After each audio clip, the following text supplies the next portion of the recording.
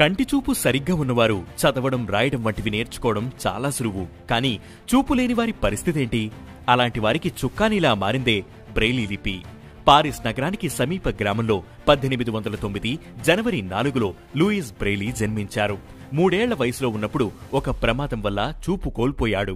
అప్పుడే అంధుల కోసం ప్రత్యేకించిన royal institution for blind youth గురించి తెలిసింది. అందులో చేరిన 2వ సంవత్సరంలో బ్రెయిలీకి మాజీ సైనికాధికారి చార్లెస్ బార్బియర్తో పరిచయం ఏర్పడింది.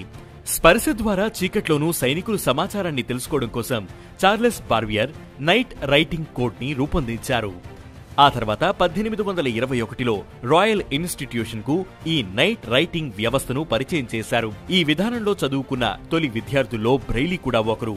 బార్బియర్ విధానం గొప్పతనాన్ని అర్థం చేసుకున్న బ్రెయిలీ దాన్ని మరింత మెరుగుపరిచే అవకాశముందని గుర్తించారు. దాన్ని సులువుగా అందరికీ ఉపయోగపడేలా మార్చడానికి ప్రయత్నించారు. ఆ ఆలోచనతోనే ఉబ్బెత్తు చుక్కలతో ఒక లిపిని రూపొందించారు. ఇదే బ్రెయిలీ లిపి. దీని రూపకల్పన 1824లోనే పూర్తయిన తొలి పుస్తకాన్ని ముద్రించడానికి 5 ఏళ్లు ఆగాల్సి వచ్చింది. 1837లో ముద్రించిన తొలి పుస్తకం ఇప్పటికీ వాడుకలో ఉండడం విశేషం. బ్రెయిలీ లిపిని చదవడానికి కొంత నైపుణ్యం అవసరం. చేతివేళ్లతో తాకుతూ అక్షరాలను గుర్తించాల్సి ఉంటుంది.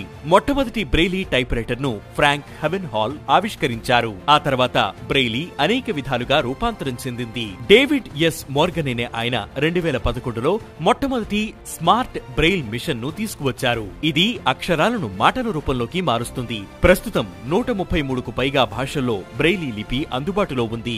ఇంగ్లీష్ మాట్లాడే దేశాల్లో కొన్ని మార్పులతో వేర్వేరు విధంగా ఉండేది. 1991లో దీన్ని ప్రామాణికంగా మార్చడానికి ప్రయత్నాలు మొదలుపెట్టాయి. చివరికి యూనిఫైడ్ ఇంగ్లీష్ బ్రెయిలీ రూపొందింది. అలా లూయిస్ బ్రెయిలీ చేసిన ఒక ప్రయత్నం ఈ రోజు అనేక మంది అంధుల జీవితాల్లో వెలుగు నింపింది.